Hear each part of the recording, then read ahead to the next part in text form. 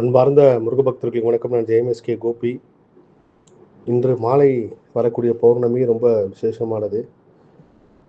எல்லாரும் திருச்செந்தூருக்கு டக்குன்னு உடனே கிளம்பி போக முடியாது. முன்கூட்டியே திட்டமிட்டு இருந்தவங்க திருச்செந்தூர் பௌர்ணமிக்கு நல்லபடியாக போயிட்டு வாங்க.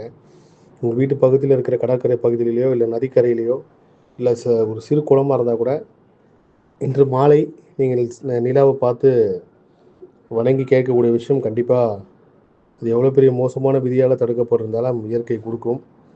அதே சமயத்தில் இந்த ஈரான் துபாய் போர் எல்லாமே புதன்கிழமை வரைக்கும் ரொம்ப உக்கிரமாக இருந்து அதுக்கப்புறம் தான் படிப்படியாக அமைதியாகும். அதனால் அங்கே இருக்கிற மக்களுக்கு தொடர்ந்து நம்ம பிரார்த்தனை பண்ணிப்போம். நிறைய முருக பக்தர்கள் எனக்கு தெரிஞ்சு துபாயில் ரொம்ப பல வருஷமாக 20-30 வருஷமாக இருந்தவங்களாம் இருக்காங்க.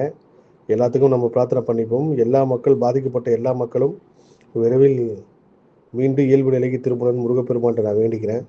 எல்லா புகழும் முருகனுக்கே. நன்றி.